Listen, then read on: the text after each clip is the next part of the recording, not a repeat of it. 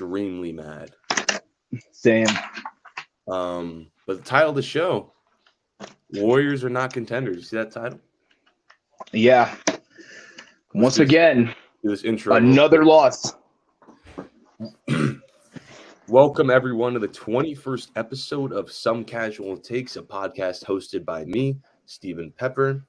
Let me fix my camera real quick so it doesn't look like I'm looking all the way down. All right, there we go. Featuring other sports fans debating interesting topics with the most casual takes. Is my mic good, by the way? Yeah, your mic's good. All right, because I'm not even doing it through my headphones. I think when I use the headphones, I can't use my main mic because my HDMI port doesn't work. And I don't want to use my headphones because I think when I use my AirPods, it makes it lag even more. So I have to use straight off computer mic. So hopefully, like, that computer mic sounds good enough, you know? Yeah.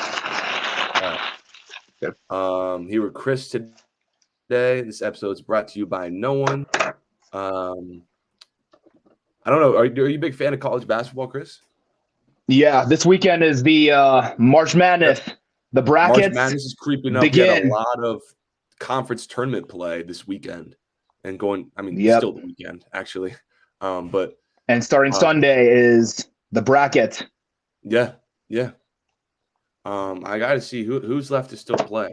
You see, North Carolina got knocked out of the ACC tournament. I did not know about that. I'm not a big college basketball fan, so like I don't watch college basketball until it's time for tournament. So like when the brackets get released, that's when I try to like cram in as much highlights and research of all the time I missed because I don't know. I'm not really a big fan of college basketball. Purdue's playing right now, and Purdue's actually down by 1 to Rutgers. Wow. Yeah, I got to look at my bracket. They were the former number 1 seed. Wow, so we got ACC, Duke, okay, but Clemson, Pittsburgh. I don't really watch that much college basketball, but what I found interesting is I know a little bit about college basketball, and North Carolina lost to Virginia last night, and I think that's. Let me see the final score. I think that's a really. And Jim Boeheim is not coaching anymore. You forgot about Syracuse. Like 48 seasons or something like that in the Syracuse organization. And then Patrick Ewing, he's done too. National champion in 2002-03 with Carmelo Anthony. Yeah. And other Syracuse players like Deion Waiters, Melo, and all the other guys that played at Syracuse, they're thanking their former coach. Of course, Georgetown had a bigger news. Patrick Ewing, legendary Nick. He stepped down. Oh, he stepped down? I thought he got fired. Never mind, he stepped down. I don't even know if he got fired. I didn't even hear about that. I look at my phone and I see Georgetown has been a little, you know what I'm saying? It's not been as – they're trying to revive that Georgetown program because, you know, I mean, I don't know because I wasn't live, but, you know, back in the day when he was fired. When Ewing was actually a player and then Allen Iverson, like Georgetown used to be like a staple in college basketball. And they tried of course, John Lewis, whatever his face is, the coach of the towel. A former Georgetown legend to kind of bring back that Georgetown vibe and get him back into like those big name college basketball program, and it just didn't work.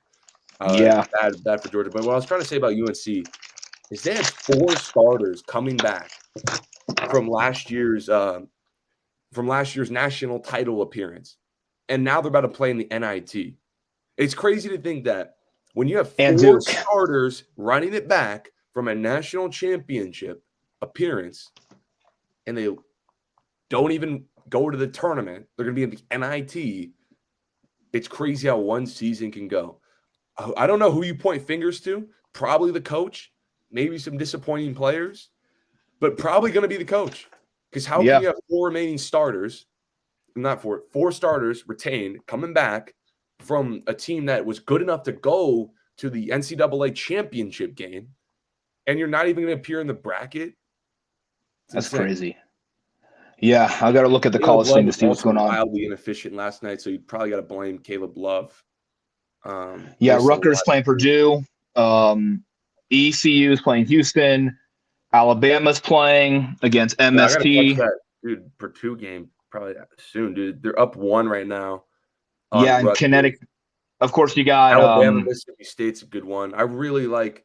He has a lot of off the court drama. I don't know how big you are into like scouts. But that Brandon Miller kid, he's supposed to go top. The one with the frisking. He's the frisking incident. That kid who got frisked. Yeah, the kid from Alabama that's got the troubles. He's supposed to go like top 4, maybe 3. I think I have it going 3 on my early predictions. He's one of the best players in the nation, and I think he's an interesting watch. Yeah, that's going to be interesting to see when we have the Scoot. Everyone's talking about Victor, obviously. He's probably the best college Scoot basketball. Henderson, of course, Scoot. Yeah, Miller is probably the best college basketball player right now because the other prospects, I think, are Team USA, G League, or like overseas guys who did. Yeah, because as far as like who's the best prospect coming out of a college program, I think it's Brandon Miller. Yeah, because with the NBA draft, that's one thing I always tell everybody is when it's college basketball season or March Madness season, it's the opportunity for everybody to be watching and seeing who's going to be the top pick in the draft. Because every year my buddy's like, "You're not a college basketball fan. I'm only scouting.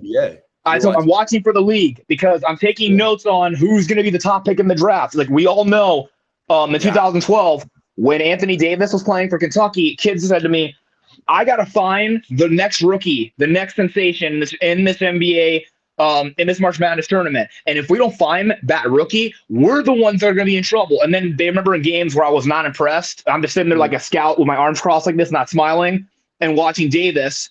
And like, why aren't you smiling, man? It's a good game. I want to see him do something impressive. And like, I want to see him knock me out my seat. And then when Davis did do that, I'm like, okay, NBA draft. Let's do the lottery system. Like, we're going to pick the worst teams in the league. Washington, Charlotte, and New Orleans. Like, well, the Hornets got rid of Chris Paul, so they're going to get the number 1 pick. And then everybody said, "You are so right, Chris. The Hornets got it. Who are you going to pick as your GM, as the GM, Chris? Who are you picking?" And I remember whispering, saying, "Anthony Davis as the first pick." Correct. Like, who's going to be your 3rd pick for Charlotte? Like, we're going to go with that Beal kid. Which kid? That Beal boy. Bradley Beal's going to Washington because everybody was talking about when we were redrafting teams or redrafting players. We were talking a lot about who should have gone where, and when Cleveland got Dion Waiters, I'm actually going like, who should Cleveland get with your pick? We should probably go for what's his face, that one rookie. Like, who? Waiters? No, not Waiters. We need a big guy. Like, oh, so go for a big. Yeah, we want Tyler Zeller. And originally Cleveland made a draft pick, and they got Zeller in the trade, and they still did not make the playoffs. And then when 2013-14 rolled around, we all regret I wasn't really a Cat fan, but we were watching the draft and people were Cat fans saying, "They're going to get somebody. Who are they going to pick? Please pick Nerlens Noel. No. Get Victor Oladipo. No, get that Antetokounmpo kid." And then people were, Bennett. And everybody was like, I remember saying, "Who is this kid? Like, who's this Bennett boy?" I was surprised too, but you can't lie. That was like the worst draft class ever. Cause it's like, even if you would have taken like Nerlens Noel, look how he panned out. Or CJ McCollum, because kids should have said CJ, and we said go number 1. No, he wasn't. Yeah, and everybody was picking the draft, and everybody was redrafting, and they said the only person that had the bright spot was Giannis. Like, and Cleveland passed on him. Like, imagine but Giannis was never going to go number 1 in that draft. And they got Bennett. I got to start watching like more. I got to start doing more scouting because the Lakers actually do have a pick this year. That's very important. Because they're the ninth seed, and my friend said we're not talking about draft picks. We're not out of the bubble of the play-in tournament. This year. I don't think a lot of people realize the Lakers actually have a pick this year. So next offseason, they're going to be this offseason, they're going to be drafting a young guy on this team. So I got to do my homework and see who. I always tell everybody when the NBA draft happens, I always want to select a certain college kid or a young player who can be a part of the future. Like I remember in 2020 when the Lakers had the Anthony Davis deal, everybody was talking about who the Lakers going to draft. Well, they got that guy from the Hawks. He's going to Atlanta. We got to trade for someone else. And then my friend was like, what about that Tucker kid? Who? Like Talen Horton-Tucker. And then when the Lakers got him on the team, I didn't know much about the kid. I didn't hear much about him or make noise, but seeing him. And when he came to the team, I remember looking at his age and it's like, how old is this kid? He's only 19. Yeah, he's 19.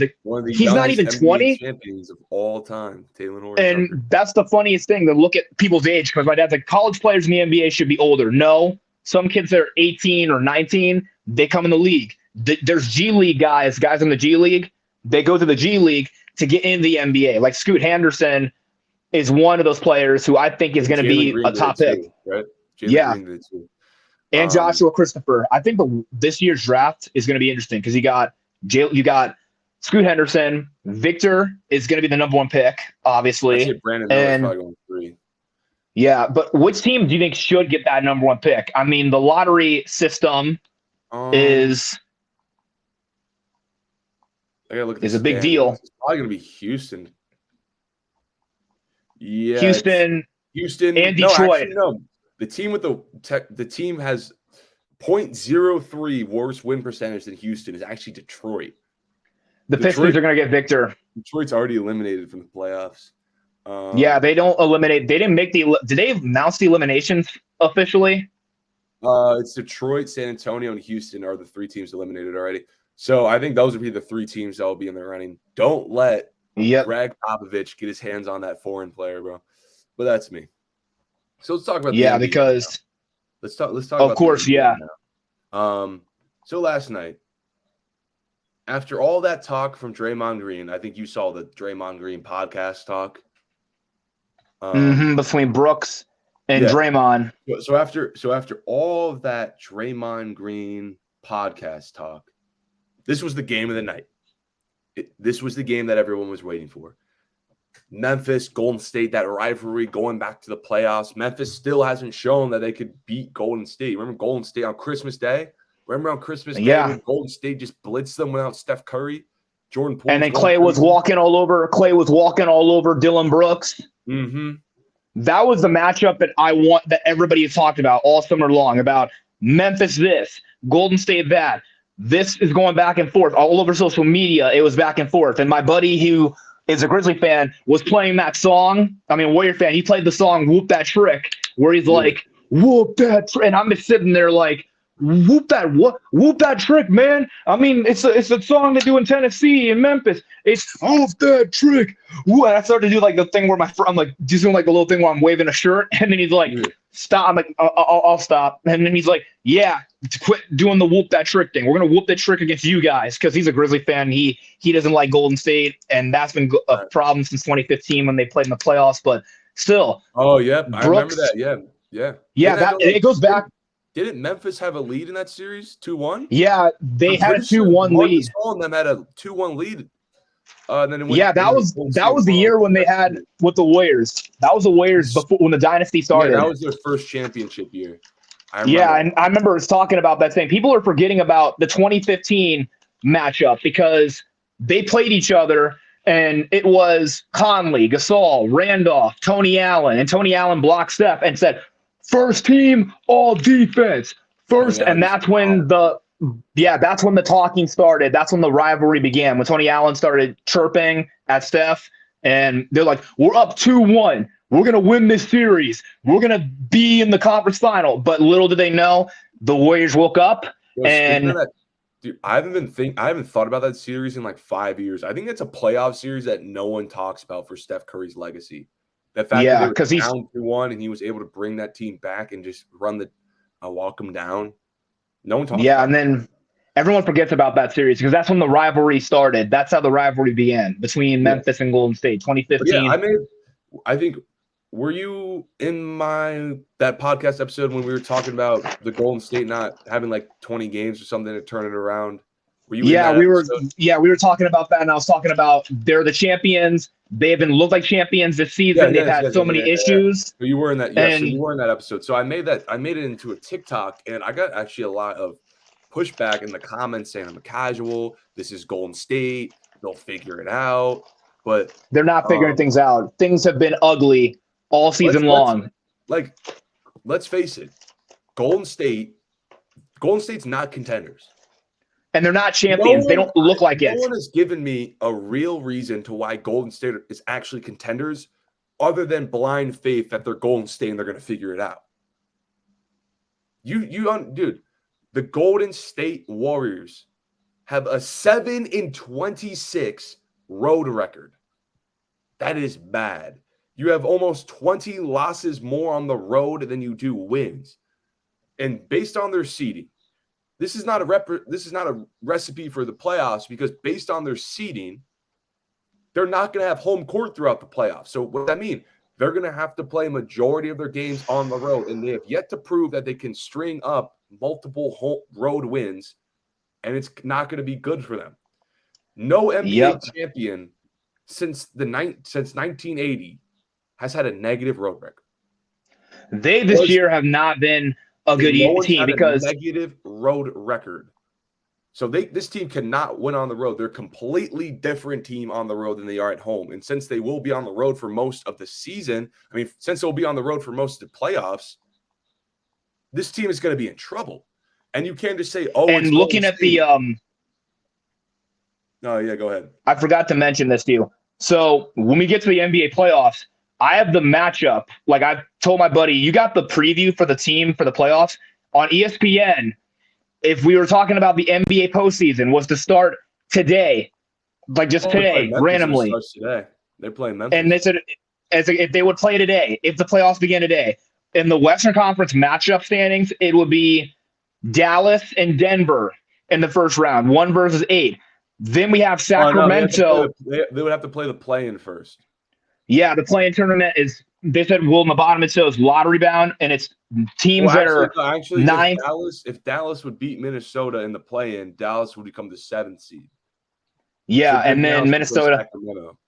Yeah. Yeah, and then my buddy was talking about this, like the mock playoff thing, saying 9 versus 10. This is the Lakers and the Pelicans. If the Pelicans don't win, they're out. But he's talking about this is the mock playoff thing. This is not the. We'll talk about the Lakers later, but the Lakers would have to win that, and then they'll have to play the loser of the 7-8. They'll have to win 2 games to play in to get the playoffs. And then my buddy was talking about this is like the mock. This is not the real playoff bracket. It's like this is the mock playoff bracket. If this happened, it'll be Dallas and Denver. Dallas is 1. They're tied up. Sacramento, Minnesota. They play one more game in the 27th. Memphis and Golden State, 3 versus 6.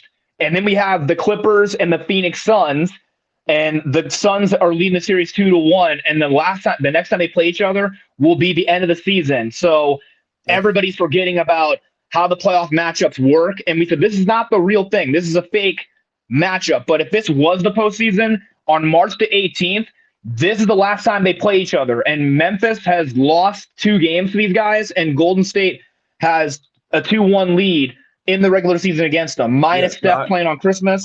I want to go back to Golden State. So I told you about their road record being bad, but not only is their road record being bad, it's not that just they're a bad road team. They also have another injuries. It's also they also have something else not going for them, and that's their defense. A huge reason for their dynasty was not just because of Steph Curry and Kevin Durant and that great offense and that ball movement. It was because of their elite defenses. They'll always have a top 3 playoff defense every year they won a championship. But now they can't get a stop to save their lives. I mean, you watch that Memphis game, they couldn't get a stop at all. Yes, Andrew Wiggins has been out for a while, and he's one of their best defenders. But you're telling me if Andrew Wiggins gets inserted in that lineup, that defense is just going to turn around? There's still going to be a middle-of-the-pack defensive team. So you got, for Golden State, you got 2 things going for them. For Golden State, you got 2 things not going for them. You got the worst, by far the worst, one of the worst road teams I have ever seen, and a middle-of-the-pack defensive team. That's 2 things. So you're going to go in the playoffs with no home court. You're going to go in the playoffs with the majority of the road games with a terrible road record. Yeah, and you're missing guys. Look, Golden State's not contenders. And if you're saying I'm a casual because I don't have blind faith in the Golden State Warriors organization, that's fine, bro. Yeah, and I keep on elaborating this with Warrior fans as well. If you don't remember the dynasty, and when they had Kevin Durant, they won the first title, and my buddy did like a little season in review kind of thing where he's like waking up saying, "Oh, is it already opening night now?" Is in the fall of 2018. He's literally in California, kind of like feel like he's like a bear getting out of hibernation. He's like waking up saying, "Is it already opening night? It's already October? Man, it's been a long summer of championship, of celebrating a title. Well, we got to review some things." And he talked about the Warriors dynasty and about what happened in the preseason, the regular season, the bright spots and some low moments. He's like, as you already know, being a back-to-back champ is not easy, but the team had to struggle, had to be the injuries. Clay was out. Then you had Kevin out, then Draymond, Andre, and then Steph hurts his knee. That was like, he said the big blow is losing Steph.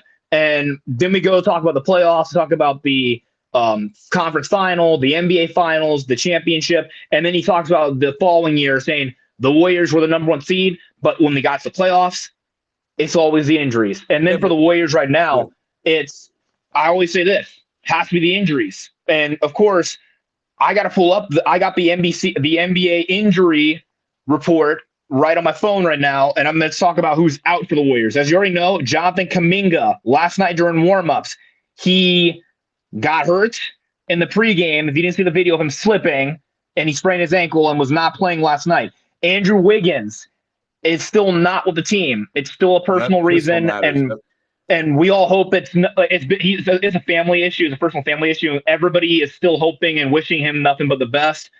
Gary Payton II, he was involved in the Memphis series last year. If you don't remember, Brooks broke his arm. He's not played at all since February, and he'll be reevaluated in March. And then Ryan Rollins, the rookie, the point guard, he had a foot injury. He's not going to play again this year. So Golden State's missing a whole bunch of players on their team. How bad Golden State is on the road. They have the same road record as Houston and San Antonio, the 2 worst teams in the NBA that are already eliminated from the playoffs. So Golden State is on Houston, San Antonio level when they play on the road. And they should not be playing ball like this all season long. I mean, you're the champs, and you're not going to defend the Warrior ground if you play like this at home. Because right now, we're already in March, and we talked about this before the All-Star break. We said the All-Star break is a good time for teams to relax, decompress, and get ready for the second half of the season. Well, we're already in the second half of the season, and this Warrior team is starting to look very frustrating because they've lost they're on a 3-game losing skid. And it's crazy because just last week when they had that home stretch, they won 5 games in a row. And everyone's like, is Golden State back? Jordan Poole's dropping 30. Klay Thompson looked good. Kuminga looked good. And then their schedule doesn't get better. And they went on the road, played the Lakers. And got walloped without a LeBron James-less Laker team. That's what I call it, a LeBron James-less Laker team. And Bamba got hurt too. D'Angelo. This team is on the road versus at home. But like I said, they're going to have no home court advantage throughout the entire playoffs, meaning most of their games are going to be on the road. So how can you say this team could compete when they're a bad road team and their way to the championship is on the road? Yeah, I'm going to tell you this too. Looking at their schedule, I got the NBA app. As you already know, there's this NBA app. If you follow the league and you are a basketball fanatic or basketball junkie who doesn't really watch games, ESPN, and there's also the NBA app. The NBA app, it's if you've not seen the commercials, right here on my phone, right here in the middle. If I can go to the camera, it's right there. That's the NBA app. Later. Here's what coming up later. Yeah, here's what Golden State has to go through. Saturday, they have a big game. They're playing the Bucks on ABC primetime. Yeah, at home on their home floor on ABC primetime. Now they get a little home game, so maybe they can show out. Yeah, and then they have Phoenix on Monday. That game's on ESPN, which is a rarity because they don't show ESPN games on Mondays. They have the Clippers. Then they play the Hawks on the 17th. And then they play the Grizzlies on the 18th. That's the last matchup. Then they play Houston, Dallas, Philadelphia, Minnesota, New Orleans, San Antonio. On a Monday, that's weird. The ESPN does Wednesday and Friday. Yeah, but they do a special Monday usually. And then they have Minnesota, New Orleans, San Antonio, Denver, Oklahoma City, Sacramento. And to end their season, they're playing on Easter Sunday in Portland to end the NBA season for all the other teams. We're getting close, man. We're getting close. Yeah, we're getting close to April, and we're getting close to the end because I told people before, when it gets to March, that's when the playoff rush begins. When the pandemonium starts getting intense. Yeah, where everybody's literally on edge trying to get into the playoffs. Some teams are fighting. My favorite regular season game was Timberwolves Nuggets a couple years back when they had in 2018. That was a good game. That was Jimmy Butler's Timberwolves, correct? Yeah, Jimmy Butler and Jamal Crawford. That was Nikola Jokic's first year of him showing something. Yeah, and the Denver Nuggets were trying to get into the playoffs, and they were fighting all year to get in there. Because in 2017 to 18, I was at a Cavs game when they played the Knicks. So on my way to Cleveland, I remember my mom was asking me, is this the final NBA game of the season? And then I had some friends telling her, yes, this is the final day of NBA basketball because this weekend, the playoffs start. There's one game that everybody's keeping tabs on tonight. It's Denver, Minnesota. If the Nuggets win, they get to go in the playoffs and play the Houston Rockets as the 8th seed. If Denver wins, if the Timberwolves win, they'll be the 8th seed and get to play Minnesota. So tonight's game is crucial. Whoever loses goes home for the summer. And then when we were watching that game, it went into overtime, and they're like, this game is battling out. It's going back and forth. It's going to OT. And then when they won, my friend who's a T-Wolf fan said, NBA playoffs, here we come. And for Denver Nugget fans, they were kind of sad, saying, we had a good year. We could have made next year. You guys are not missing the playoffs. And Nugget fans weren't the Nuggets above 500? Yeah, but then they fell off because of injuries and some other stuff happened. So Denver was fighting to get in the playoffs. They didn't make the postseason, but then the following year they got their act together and they won the first round against the Spurs. And they played against Portland, and that was a pop. I was eating popcorn, and they went into over. Yeah, that was a Game 7 series. Yeah, and then they had the overtime thriller. CJ McCollum series. Yeah, CJ, but then they went to overtime. Yeah, there was like a quadruple overtime.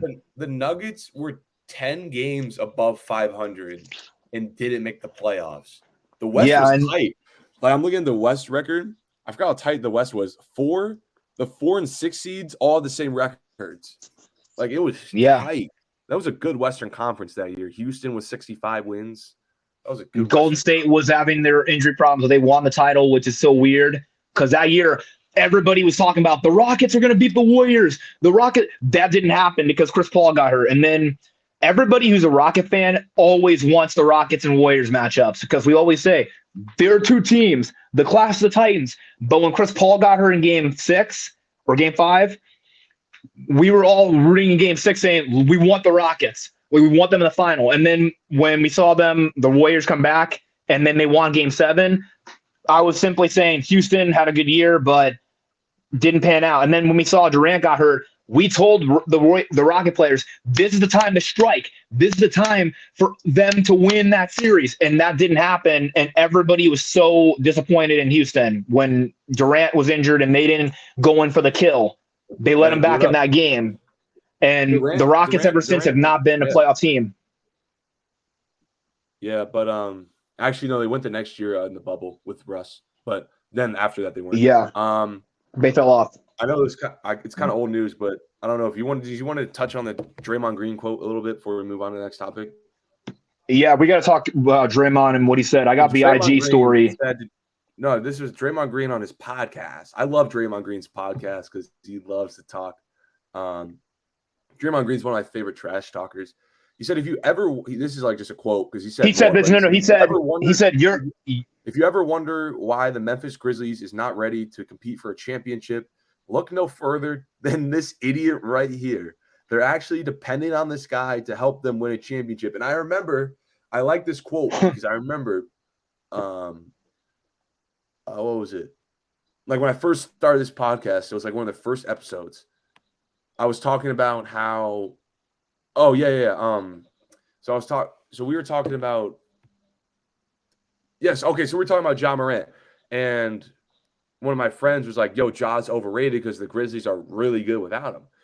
And which is half true because, I mean, if you watch Memphis play without Ja Morant, they're still a really good team, like really good. I mean, we saw it last night. Yeah, that's true about Memphis.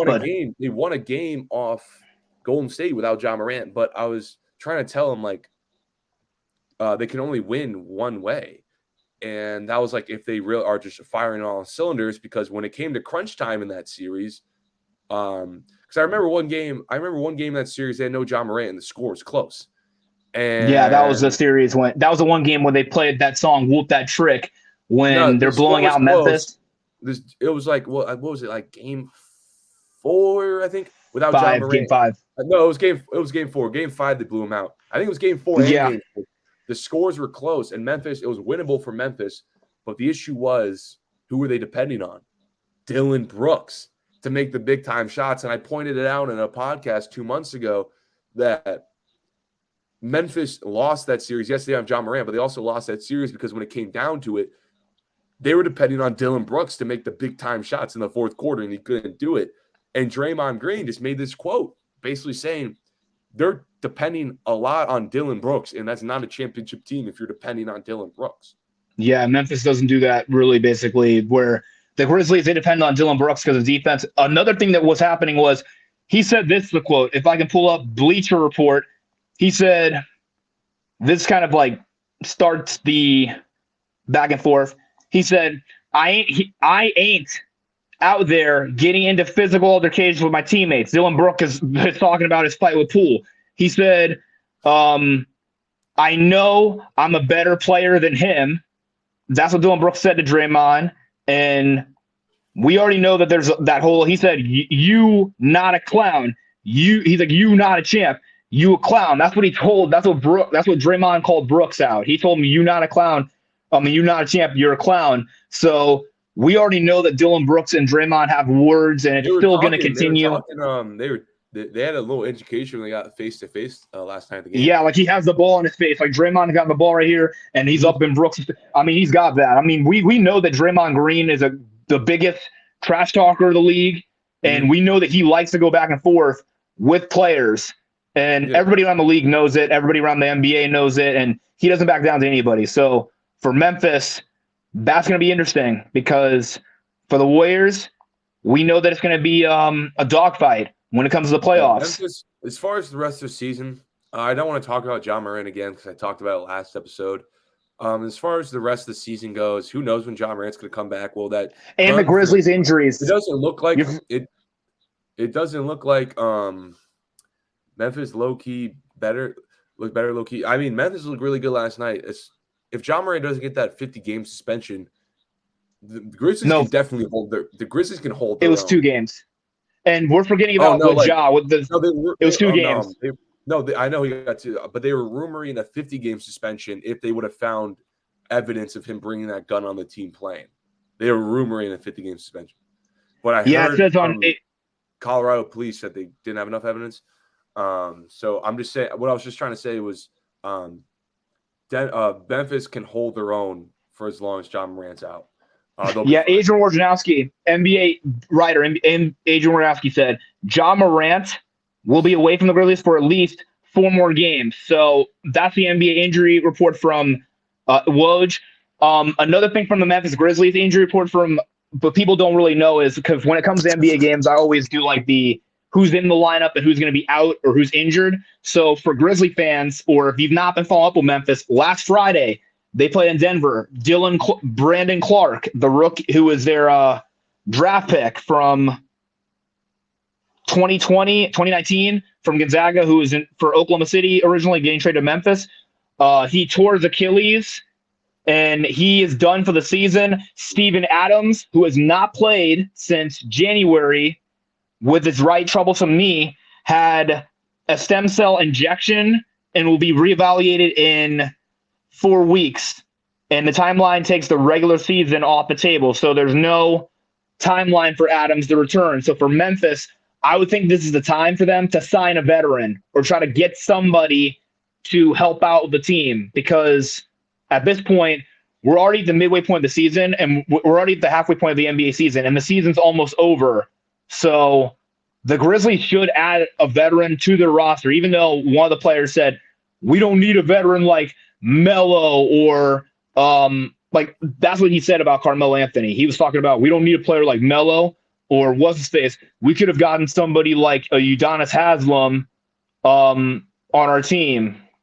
And basically for the Grizzlies, the injury bug is starting to get even worse, because one more, that means the Grizzlies need to get somebody, or they need to sign somebody who's playoff eligible. Because I got the Sam Amico thing that says, he said this, playoff eligible free agents. We already know that there's a lot of players in the league that are out and that are over their prime, but for centers, like Memphis needs a center, so they could add like DeMarcus Cousins. He's still available. He could back up Adams. That's a good idea to sign Boogie as an insurance policy, because Adams might not be back at all this season. Or Tristan Thompson's another big name. He can stretch the floor and he can play the same position as Adams, but he can shoot threes. Thompson can shoot threes, but Adams is not a three-point shooting big. Hassan Whiteside's another big name who can clog the middle and can shoot a three and kind of can play good defense. Derek Favors is another one. Tony Bradley. Aldridge is also up there in age, so I don't think that they could. I mean, the Grizzlies should sign somebody, or they should add a veteran to clear them out and be playing extra minutes and can do something with the injuries and, of course, Ja being out. Yeah. Well, you got a comment right here. Who's telling them Lakers better by this is a good transition because this is actually what I wanted to talk about.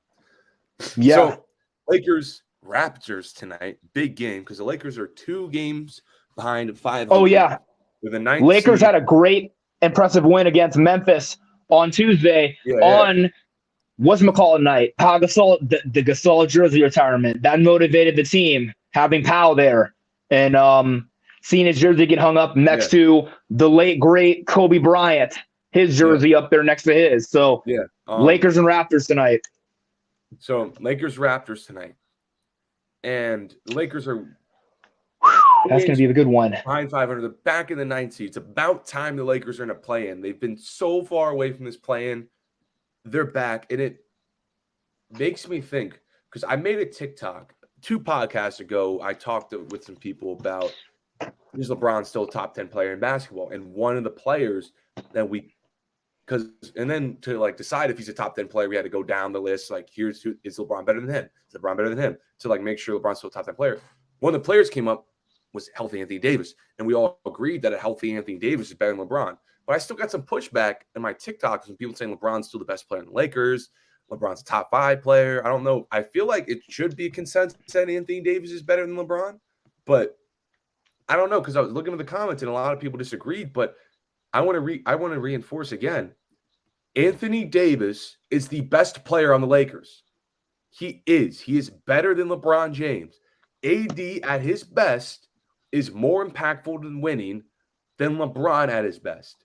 So if AD's 30 is more impactful than LeBron's 30, because if AD has 30, that means not only is he locked in, he's giving you 10 to 20 rebounds as well and 5 blocks. So if Anthony Davis has 30, that means he's locked in. And if he's locked in, he's giving you rebounds and blocks, something LeBron's not giving you. And just check the tape. All you got to do is check the tape. The team is better when the offense runs through Anthony Davis. And no need to check the stats because I got it for you. The Lakers are 10-12 when LeBron scores 30 or more. When Anthony Davis scores 30 or more, the Lakers are 10-5. That is a 25% win difference favoring Anthony Davis as the lead man. Look at the Lakers' best wins going all the way back to the bubble. Davis has so many games where he's outperforming James. So many playoff series in the bubble where he's the leading scorer. And don't let me bring up the 2021 first round versus the Suns. When the Lakers were up 2-1, in the 2 games the Lakers won against the Suns in 2021, Anthony Davis averaged 34 points in their 2 wins. Oh, and then you're forgetting about that. Compared to LeBron's 22 points. So you're forgetting about that Lakers and Suns series. When they played the first 2 games, no injuries, healthy, yes. But KCP gets hurt. And that series was by far better than LeBron because I just told you when they won those 2, when they won games 2 and games 3, I'm pretty sure they won games 2 and games 3. They won 2 games. I'm pretty sure it was 2 and 3. Yeah, they did. Anthony Davis averaged 34 points in back-to-back games. LeBron averaged and then in game 4. The team is Game 4. The team is just better when Anthony Davis is the lead man outperforming LeBron James. I don't know about you, but if LeBron James is on the court right now instead of Anthony Davis, I don't know if they'd be in the same spot. I don't know if they'd be the 9th seed in 2 games back. I don't know. I really don't know. I think if LeBron's healthy, I think they would have a worse record today if we go back to the stretch and swap Anthony Davis with LeBron.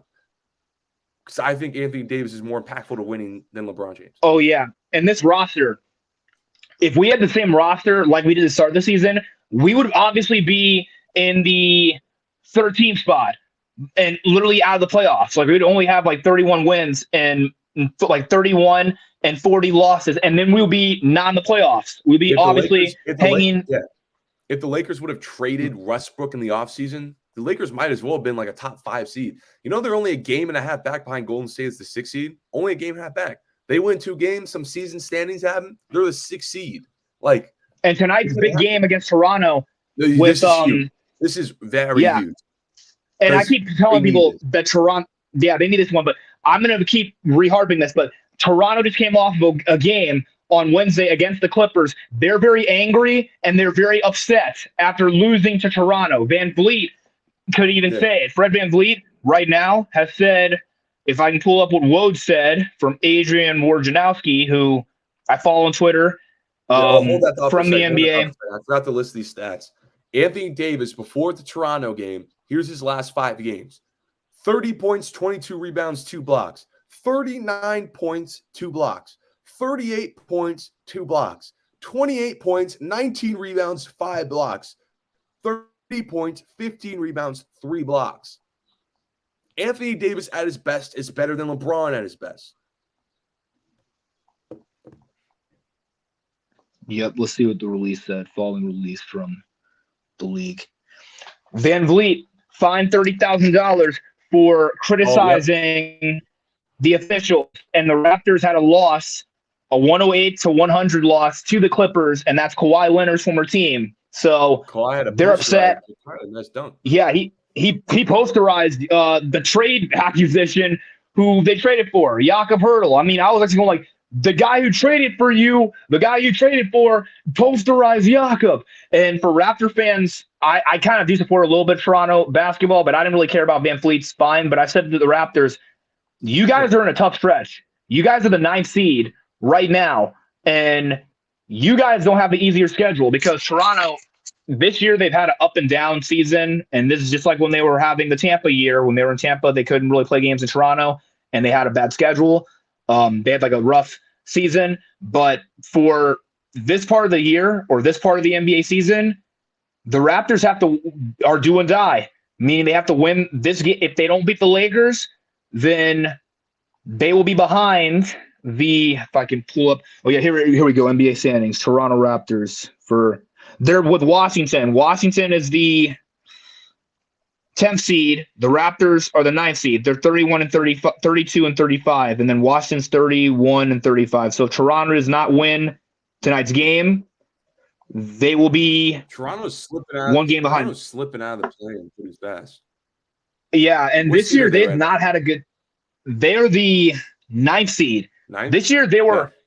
Last year they were a playoff team. Last season they made the playoffs with Van Vliet, Anunoby, Siakam, and Nick Nurse was in the running for Coach of the Year. Yeah, and this year it's been frustrating with so many injuries and issues and trade rumors and drama. Inefficiencies from Fred Van Vliet have been on full display. Yeah, Fred was an all-star last season, and this year he has not been an all-star and has been inconsistent. And there's another – we're talking about the NBA playoffs, and we're getting close to the end of the season, but there are some teams that are trying to be in the playoffs and some teams that are fighting to get into the lottery. The Pistons are out and the Hornets are out and the Magic are out. But Indiana, they're trying to fight. They're 30 and 37. Chicago's 30 and 36. And for the Bulls, if you're a Bulls fan, I know you've been ripping your hair out and screaming and being frustrated. And we know about the Lonzo Ball thing. And this has been a very serious Lonzo Ball injury. Yeah. Man. Yeah, and this is actually a very serious injury because he might have to have a 3rd surgery on his knee from coming, and that's a big story where he has not played a game since January 14th of 2022. So that's how long he's been out. And the bigger question has been, what do you think the Bulls should do? I mean, if they don't make the playoffs, what do you think the Chicago Bulls should do with their team and with that roster overall?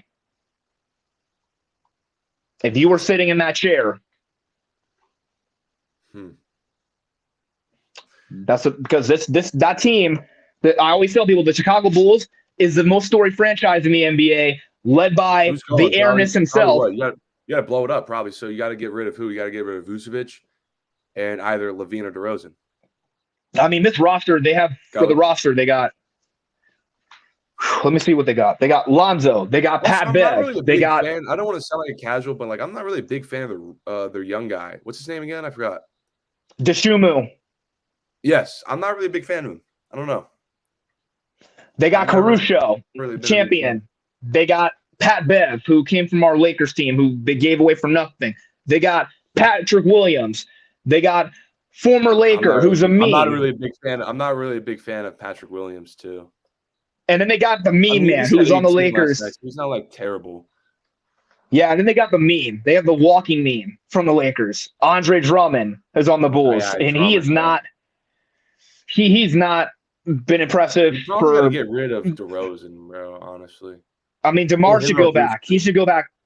I mean, DeMar should go back home. He should go back to the team that drafted him. I think it's time for him to go back to Toronto. I think it's time for DeMar to return back to Toronto because someone told me you're crazy. Denver, though, is so funny. And then, what do you think DeMar should go back to the Raptors, or do you think that should not happen? I mean, if you were in his shoes, yeah. And of course, we got the. We're already talking about the standings, and we're already into the show talking about the Eastern Conference. But in the East right now, the number one seed is now the Milwaukee Bucks, not the Boston Celtics. And Boston's number two. They've blown so many leads this weekend. They blew a lead to New York, and then they blew a lead to the Cleveland Cavaliers, which was so embarrassing to see because I saw Boston, and I was sitting there. They blew a lead to the Knicks, Nets, and the Cavs. The Cavs again, and Cleveland has beaten them in October and in November when they had that marquee matchup, and they played in Cleveland, and it was back and forth between Mitchell and Boston just beat Cleveland like last week. So, yeah, they did. And then now Cleveland beat them. And if the playoffs were to begin. They didn't have Jason Tatum. And Tatum was injured. He didn't play. Yeah, and then of course. Scary for Cleveland, though, because I'm like. Then of course, you have Philly. I mean, Philly is the third spot, and they are the third seed. Cleveland is the fourth spot because Cleveland tonight, if you are a Cleveland Cavalier fan and you watch them play games, tonight they have a mark. The Knicks lost because the Knicks were sniffing that fourth seed. I think they were only like a game back. And for Cleveland, their schedule is not getting any better. Even though they've beaten good teams and they've beaten the Clippers, the Lakers, and the Celtics, they have a marquee matchup with the Miami Heat again tonight, and then they play Charlotte, they play Philly, they have Washington. They beat Miami, they have a back-to-back. They beat Miami. Yeah, they beat Miami, but this time it's a back-to-back in the same building, and then they play Charlotte 2 times on Sunday and Tuesday, and then they play Brooklyn 2 times on Tuesday and Thursday, and then they play Orlando twice. They have an easier schedule towards the end of the season. I mean, they played Charlotte at the end of their season, but Cleveland essentially is locked in. And you did a TikTok about the Cavs bench and talking about them. Yep. And then, of course, we have the Brooklyn Nets. They're the 6th seed. And for all you Net fans, they have Bridges. They got Johnson. They got Ben Simmons and Claxton. And I think that and of course, the Nets, they've rebuilt without KD and Kyrie, but they're still a playoff team, and I don't know who they're going to match up with, but they're the 6th spot. They might have to play Philly, but I want a Knicks and Nets playoff series. I would want the Knicks and Nets play each other in the playoffs. That would be interesting. Instead of it being the other way around, the Knicks and Nets play each other in the first round. Then you have the Atlanta Hawks. They're the 8th seed or hanging by a thread into the 8th spot, but hopefully the Hawks get their act together because Quinn Snyder – he's done a better job of that team. And then the Western Conference, we got to talk about the West. And we got to talk about the transition to Phoenix for a little bit. We have 2 West teams that we're going to talk about. We have 2 West teams that we're going to talk about before we wrap up. The man who slipped. Phoenix. So Kevin Durant slipped. I don't know what is his timetable. I couldn't tell you. 3 to 5 weeks. Again. Yikes. He keeps getting hurt. He slips and because someone's like, look at that. He slips and falls and then he hurts his ankle and there's he's not playing anymore. He's out for another week. They'll be fine going to the playoffs because Devin Booker. I mean, they can win a playoff series without Kevin Durant. I mean, Devin Booker is on another level right now. He was playing. He was scorching against OKC. Devin Booker is not taking no types of backseat. I think Devin And you saw that tattoo. I think Devin Booker's leading the team in shot attempts since Kevin Durant came back. So Devin Booker's and Booker. lucky. Yeah, Booker, for people that are Suns fans, if you love the Phoenix Suns and you like D-Book, you probably should know something about Devin. He said, Kobe's my mentor, and I have that tattoo. People always forget about why does he look up to Kobe. He told them in his rookie year before he walked out, before Kobe. Kobe's all the time. Yeah, and Kobe, he got a tattoo, and it says "Be legendary" because Kobe told them "Be legendary." And in that Game 6 when they played they played LA, he was scorching, and he looks up to his idol with the jersey and says, "I remember, big bro, be legendary." That's one thing about Book. He was on an empty stats Phoenix Suns team and literally just scorching and everything. But this year, the Suns, they changed everything. They're the 4th spot behind Memphis. Let me ask you this, because I don't know if you have a definition. There's a lot of confusion. The word super team gets widely, like the word super team gets loosely used. It gets thrown out there all the time saying this team's super team, this team's super team.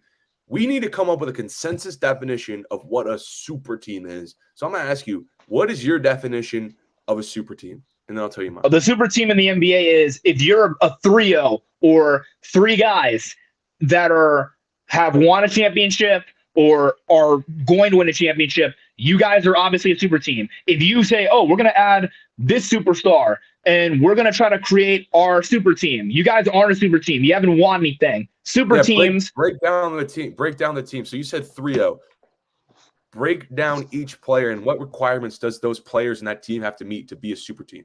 They have to play together as a team. They have to see eye to eye with each other, and they have to work together as a group. It's not like, oh, over the summer we just hang out all year and just drink, and we're by the pool talking about let's get together and let's try to not just win 1 championship. Let's win 2. Let's win 3. Let's win 4. Let's win 5. Let's win 6. And I believe that we can do all this. And then it's like that. What that saying is, when you look at the teams that are big 3s or super teams, they're usually the team that goes to the final. And if you don't get to a final, then you're not a super team.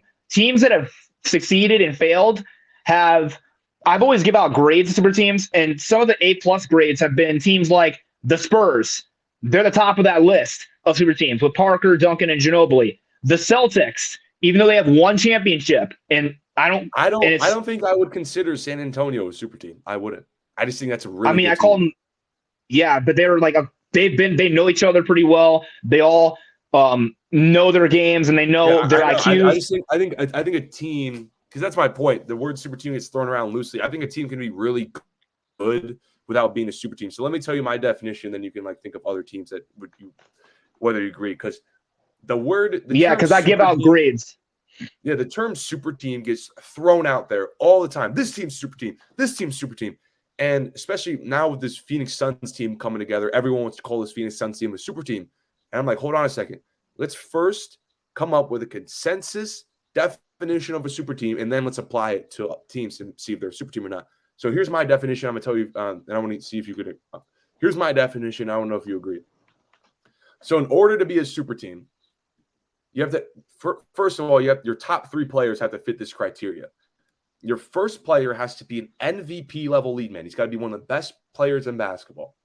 Your second best player has to be an all NBA, superstar or not, whether you classify him as superstar or not. This dude's got to be capable of getting like an all NBA second team. He's got to be on that type of level.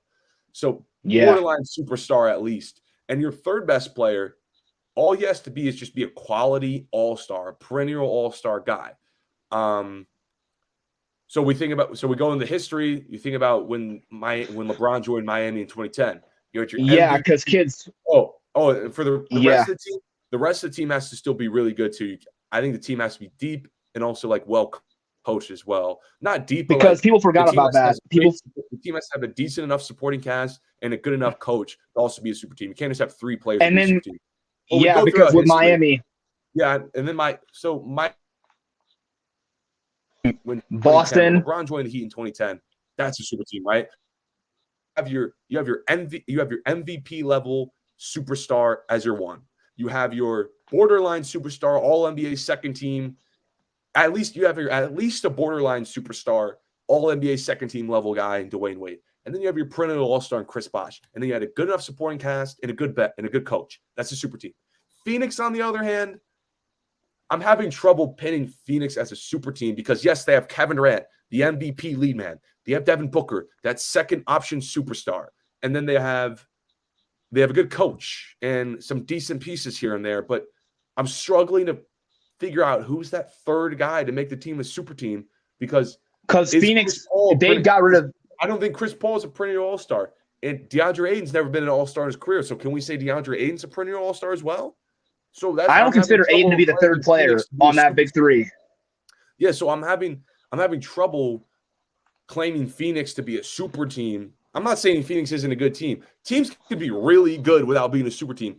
I'm just having trouble claiming Phoenix to be a super team because I don't know who that third guy.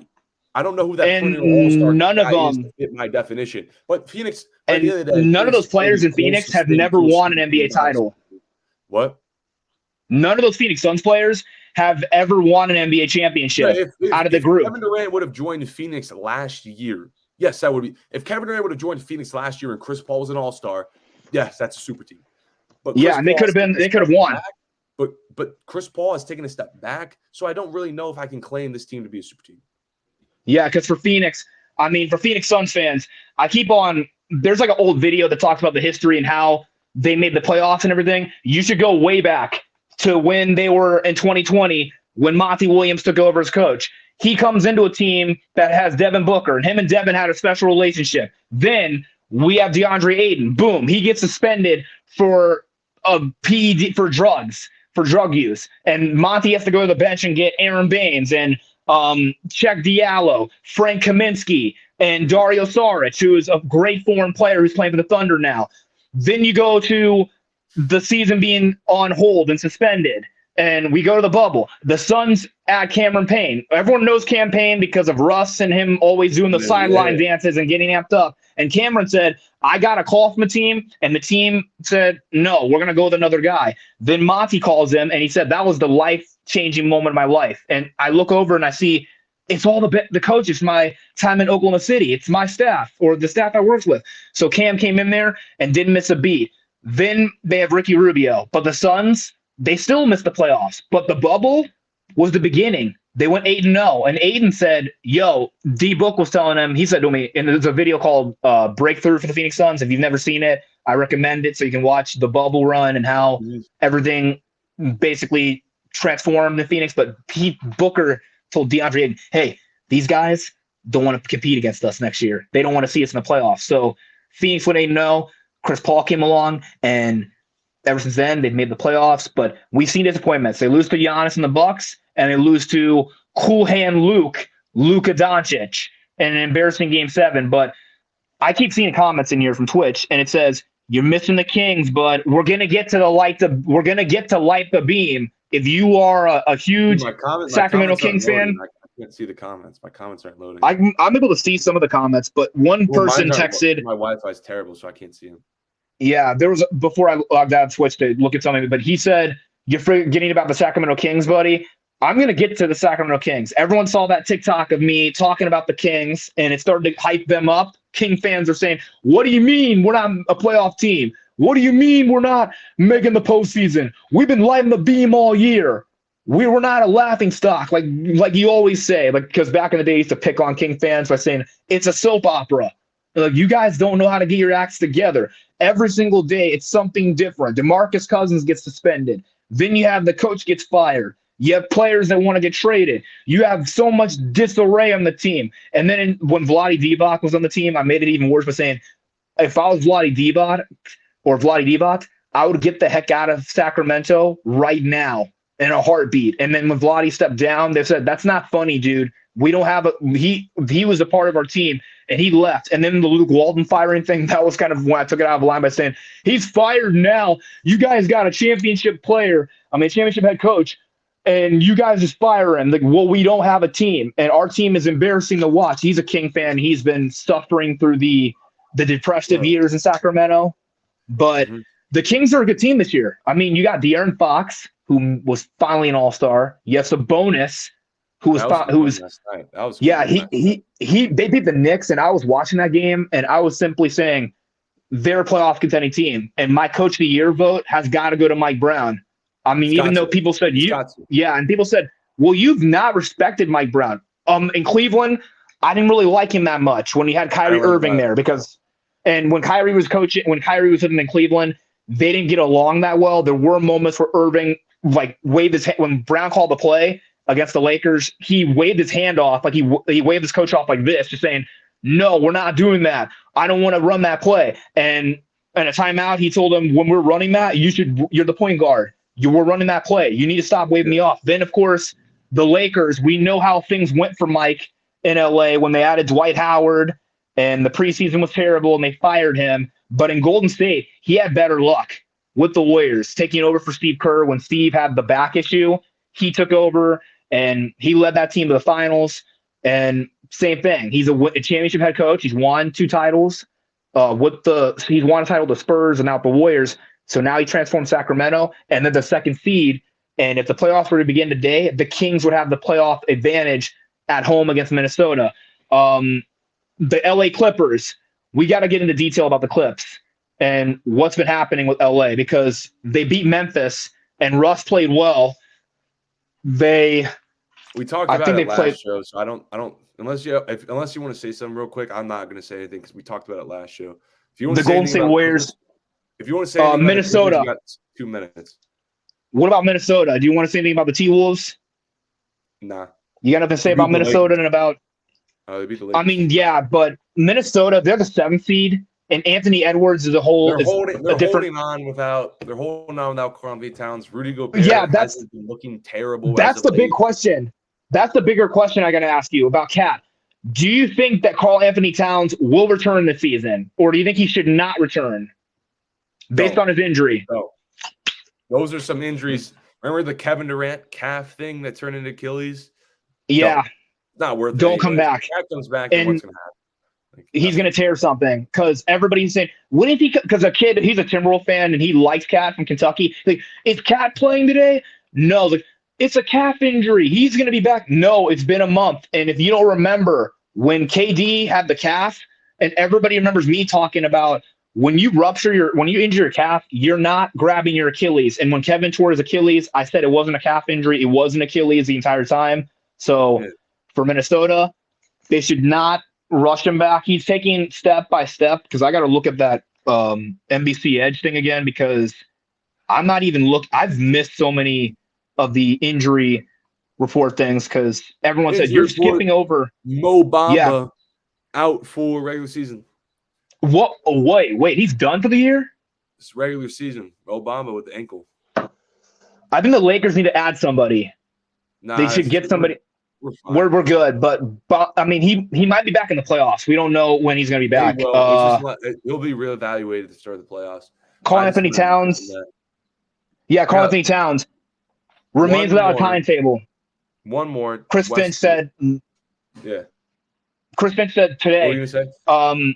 Chris Finch, coach of the Timberwolves, said he's in the final stages of recovery. He's done some basketball activities now, which is good. So no timetable. Cat will be back. He asked when Cat will be back. He said, we're hopeful. So he's still out indefinitely. He has not played a game since November. So we don't know if he's going to come back at all, Karl Anthony Towns. And the Pelican situation. There's a bigger story about Zion Williamson. From another report, it reads, if I can pull up the NBA thing, because we're talking about the West, but the Pelicans are another bigger disappointment this season. Yep. It reads, Zion remains out, and he could be out for the season, potentially, because his hamstring is not healing up. I saw a stat that said Zion Williamson averages like 23 games a year, which is crazy. But because New Orleans, their playoffs. I want to talk about the 2 teams in the West that we haven't talked about all today. It's the last topic. It's Mavs Pelicans. They play, I think, Wednesday. Speaking of injuries, by the way, Luka Doncic. I don't think you mentioned Luka. I don't know what's in Luka's injury looking like. His timetable. For the Mavericks, I got NBC, NBA, Sports Edge. If you're a fan and you want to know about who's in the lineup, I'm going to probably do a little ad right here. If you're a big sports fan and you watch a lot of NBA basketball and you want to know who's in the lineup and who's out of the lineup, look up NBC Edge or NBA Injury Report. It gives you the complete list of players who are injured and players who are not playing in the games. So is Luka on there? Yeah, Luka Doncic, thigh injury. It reads for Luka, he had a thigh injury. He was out in Wednesday's game. We don't know if he is going to play. We're not sure. Dallas is missing a couple of other guys. Reggie Bullock did not play on Wednesday. JaVale McGee did not play. He's not even in the lineup. Maxi Kleber did not play either. He's not even in the lineup. So yeah, and for Cleveland tonight, if you're a Cavaliers fan, a little bit of some questionable injury news. Darius Garland is questionable for Cleveland in tonight's game against Miami. For the Miami Heat, no Lowry, no Robinson, and no Lowry's just retire, honestly. Yeah, because he's not been playing for a while. But yeah, New Orleans. Yeah, New Orleans. And of course, Utah, the Jazz. You're forgetting about them. They're fighting to get in the playoffs. Talk about the Jazz, but I want to talk about the Mavs Pelicans because something came up in that game that I've been kind of alluding to all year. I think I tried to talk about it a little bit. I talked about it last podcast about the Mavs' way of basketball. So what I saw from that Mavs Pelicans game is that the Mavs really just have one way of winning, and I don't think I can declare this team as contenders because the only way this team can win is if Luka Doncic and Kyrie Irving are just both on another planet. Yeah, because Kyrie, he's been coming to Dallas, and he's taking. I mean, with that trade, when everybody's saying Luka needs help, Luka can't do everything by himself. Whenever he's out, the team looks inconsistent. Well, that Kyrie Irving deal is a big game changer for Dallas, and the Mavericks overall. When they played against Phoenix, that game was down to the wire, and that was a potential playoff. Yeah, because when we I want that in the playoffs. I want to see Dallas and the Mavs and the Suns. I think that would be Memphis and Golden State, and then I want Memphis, Golden State, and then I want Phoenix, Mavs.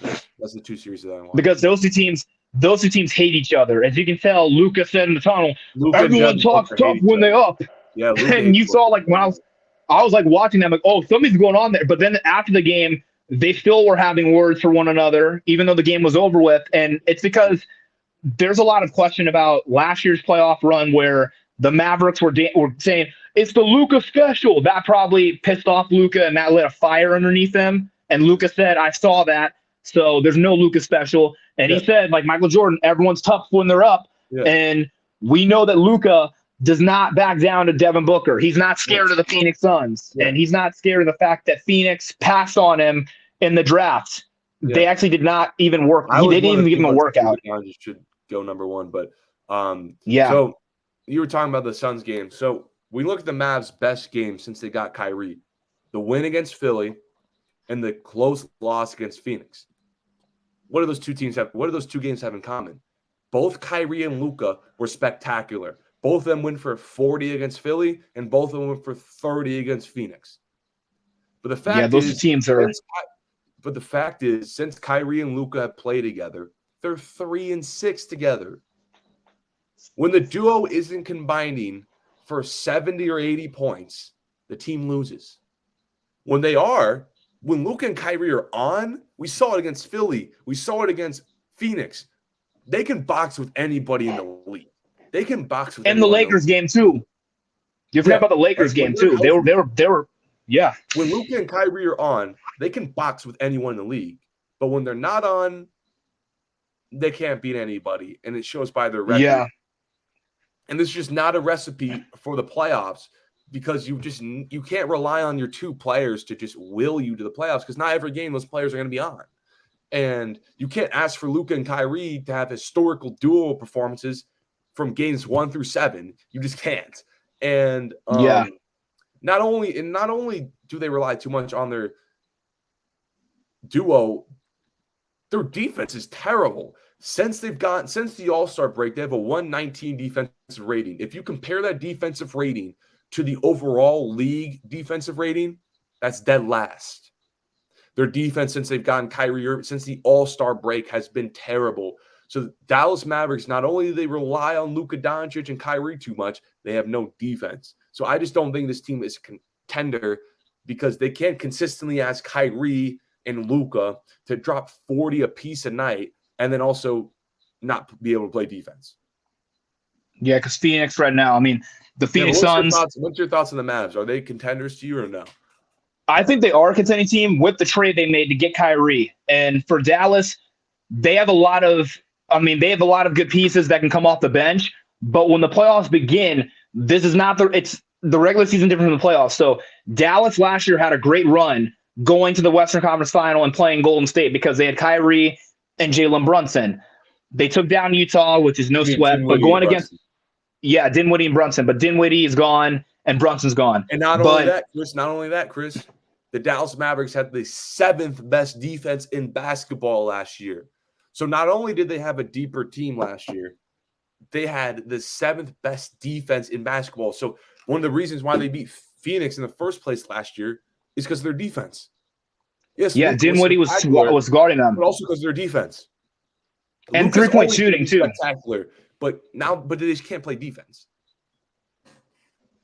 And I think that this is going to be interesting because if the playoffs started, I would want to see Phoenix and Dallas meet up in the postseason because it'll be a different ball game. We know last year Suns fans are saying, I want this matchup. I want Phoenix so badly. I want to play them because of how much they humiliated us.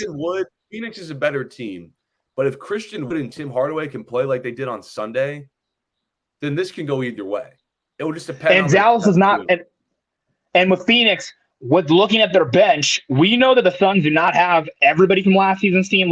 They made that trade for Durant. They got rid of Johnson, Bridges, McGee. They got rid of a lot of other guys. What did I tell you that a couple episodes ago? We were talking about when Kevin Durant came to the Suns. I was telling you Terrence Ross was an underrated pickup, and he had 24 the other night. I was telling you about Terrence Ross. He's going to be one of the best players in basketball, and he had 24 the other night. I forgot about him. He can be a good bench player. I mean, if they have foul trouble and Monty's like, oh, we have a bunch of guys in foul trouble, Terrence, get in the game. Or Damian Lee. He could look down and say to Damian Lee, get in there right now for Devin Booker to get him off his feet. And then at the center position, even though they have one big man, they got Longdale and they got Biyombo. If both of them are in foul, if Aiden's in foul trouble or he's gassed, he can just look down and say to Bismack or Longdale, get in the game. Take DeAndre out because when it comes to coaching, and there's a big mind thing about being a champion, you got to look at your bench. That's another thing that can help you win the games is certain bench players that can come in there, bring the energy and can lead the team in bench scoring, and then they can get a victory. Because some players say, you're crazy if you coach basketball like that. No, it's not. It's smart. Like to get guys, you have starters who can play a couple of minutes and then get your bench guys in because bench, they can help you get to the NBA Finals or help you win the championship. One or two key bench players. So Terrence Ross, Biyombo, Darius Baisley is another big name they got from the Oklahoma City Thunder deal. TJ Warren, who was a bubble sensation, he's reviving his career with Phoenix again because he was with Phoenix when he got drafted there. Cameron Payne. I don't know the Suns roster that well, but they got a lot of other guys on that team who can come in there, bring energy, and be a big boost. Because in that bubble run, I always bring up the bubble saying, when you look at that bubble, their bench, with all the bench guys they got they got Ayton, Baisley, Torrey Craig, who's a huge defensive guy, because in Denver, he was just being a dog out there. Okogie, Longdale, Lee, Sabian Lee, Terrence Ross, Landry Shamet, who is a 3-point shooting guy from Wichita State, because people forgot about Shamet by saying when he played for Philly and he played for the Clippers, he was shooting threes like he was a flamethrower. Isaiah Wainwright. They got Okogie. He hit a couple of threes against Dallas. Yeah, and Shamet's a good shooter. I mean, since he played at that college where because people are forgetting that he went to the same college as Fred VanVleet and former Nick, who got dunked on by AD, who got the black eye and his career went wrong, Ron Baker. He went to the same college as Ron Baker too. So those guys, that are bench players, Monty's got to use that bench. I mean, Monty's got to get guys in the game, or and he'll figure Terrence it out. Ross, like I said, Terrence Ross underrated. Look at Terrence Ross, man. But I mean, I'm happy that he's in Phoenix. That's all I gotta say. I hope Terrence Ross gets that ring, but also not at the same time because that means Kevin Durant gets another ring. But yeah, I got nothing else to say. Big games this weekend. Watch the games this weekend. Thanks for coming on ABC, Chris. ESPN. I'm gonna be watching that Warriors Bucks game because that's probably a season defining game for Golden State. Yeah, now they're at home, so now they don't have the road excuse. If they lose at home, which I think they're 27-7 at home or something like that. So if they lose at home, we don't know. We don't know what's going to happen because even play the game. Is Giannis even? He is going to play. He is going to play. We know from the Milwaukee Bucks. I got to look at that before we log off. We have one more injury report status about the Milwaukee Bucks because everybody who is excited to watch that game tomorrow, I got to give you one more report about Milwaukee and about Giannis. Giannis Antetokounmpo. He was out on Tuesday. He sat out because of his hand. We know that he might play tomorrow. We're not guaranteed and not sure. Other Buck players like Goran Dragic and Wesley Matthews, they're questionable. So we'll have to see what's going to happen on Saturday. Sunday, if you love watching NBA basketball on ESPN, Knicks and Lakers on ESPN on Sunday. So we're going to see what's going to happen this weekend. There's going to be a lot of big games, a lot of playoff nirvana starting, because when it gets to mid-March, that's when the playoff race kicks in. The energy starts to go high, but good show today, man. Great show. Appreciate everyone for tapping in. Thank you for coming on to Some Casual Takes, episode 27. Everyone have a good rest of your weekend. We'll be back Monday. Heck yeah.